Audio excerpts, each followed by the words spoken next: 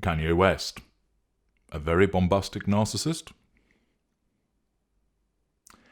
Kanye Omari West is an American rapper.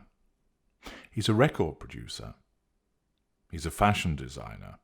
And he's also a politician.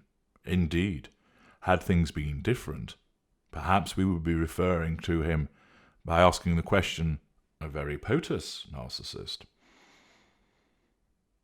Kanye West is a very well-known individual and has lived much of his life in the glare of publicity. An outspoken individual who has received significant media attention and an individual who is often not far from controversy. But is he a narcissist? He was born in Atlanta, Georgia, but raised in Chicago, and initially was most well known for his musical endeavours, and has both been a multi-million selling artist and has won many Grammy Awards. Undoubtedly, he is a talented individual, and whether you like his music or not, the fact is that he is an individual who is a best-selling music artist, and therefore that speaks for itself. But his talents don't end there.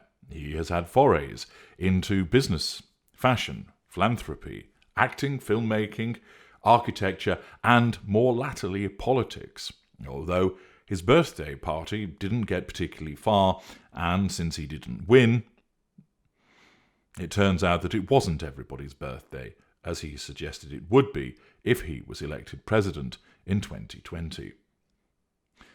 An interesting individual who has negotiated his way through a life of being in the public eye, courting the public eye, being outspoken, speaking his mind. But does this make him a narcissist? Naturally, since he is on the stage, that he is prominent, that he speaks about many things, often firing from the hip, he'll undoubtedly have narcissistic traits, like everybody does, and they are bound to lean towards being stronger, given the fact that he is a performer, that he is an entertainer, that he operates in the genre of hip-hop, and pop, and experimental music, and that he has been involved in this roughly since the age of 19. All of his adult life has been in the fields of entertainment, and he has been richly rewarded from it, making a huge amount of money, and, of course, more recently being married to Kim Kardashian. But does this make him a narcissist? Well, I shall be examining Kanye West pursuant to repeated requests for me to do so and to place him under the Tudor scope, to ascertain whether he operates within the relevant criteria that would establish that he is a narcissist. Or is he something else?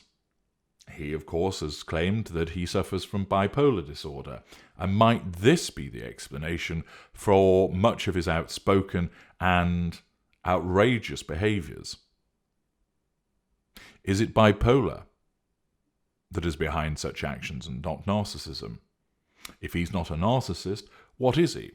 Could it be that he's narcissistic? Might it be that he's a normal individual? Or might he actually be an empath?